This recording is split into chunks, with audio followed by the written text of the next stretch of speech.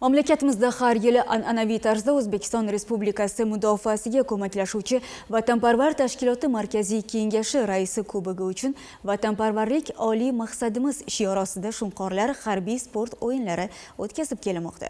Mazkur bellashuvlarning Namangan viloyati bosqichi misolida muxbirimiz mavzuni davom ettiradi. Musobaqaning tantanali ochilish marosimida so'zga chiqqanlar mamlakatimizda yoshlarga qaratilayotgan e'tibor, yaratilayotgan sharoitlar, ularni harbiy vatanparvarlik ruhida tarbiyalash borasida amalga oshirilayotgan ishlar haqida to'xtaldilar. Shundan so'ng viloyatning shahar va tumanlaridagi umumta'lim maktablari hamda texnikumlardan saralab olingan 14 ta jamoa musobaqa shartlarini bajarishga kirishdi. 17 yoshdan 22 yoshgacha bo'lgan 140 nafar yoshlar musobaqaning 3 bosqichli shartlari bo'yicha bellashdilar. Harbiy vatanparvarlik blokida ishtirokchilarning O'zbekiston tarixi bo'yicha bilimlari sinovdan o'tkazildi. Shuningdek, saf qo'shig'i biz bir jamoamiz ko'rik tanlovlar tashkil etildi.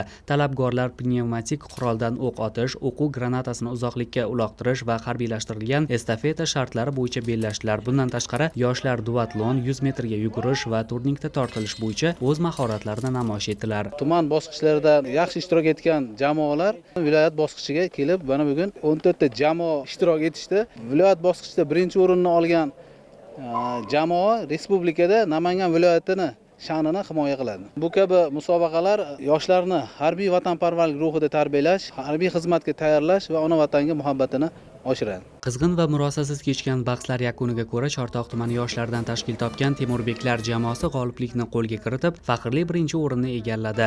Endi mazkur jamoa respublika final bosqichida Namangan viloyati sharafini himoya qiladi. Shuningdek, ikkinchi o'rin To'raqo'rg'on tumanining Lochinlar, uchinchi o'rin esa Uch tumanning Temurbeklar jamoasiga nasib etdi. G'olib va sovrindorlarga vatanparvar tashkiloti hamda hamkor tashkilotlarning diplom, medal va qimmatbaho sovg'alar tantanali ravishda topshirildi. Viloyat bosqichida ham, tuman bosqichida ham faxrli birinchi o'rinlarni egallab respublika bosqichiga yo'llanma oldik. Respublikada xudo xohlasa faxrli o'rinlarni egallaymiz. Biz bugungi musobaqada raqiblarimizdan ancha o'tib ketdik va biz hozir estafeta, quroldan o'q otish, granata uloqtirish, keyin qurol razborka zborkasi, tarix bilimdonligi shunaqa shartlardan ishtirok etdik va yuqori ballarni qo'lga kiritdik. Vatanparvarlik oliy maqsadimiz shiori ostida har yili o'tkazib kelinayotgan Shunqorlar harbiy sport o'yinlarining asosiy maqsadi yosh avlodni harbiy vatanparvarlik ruhida tarbiyalash, chaqiriqqa qadar yoshlarni qurolli kuchlar safida xizmat qilishga qiziqtirish hamda ularni ruhan va jismonan chiniqtirishdan iboratdir.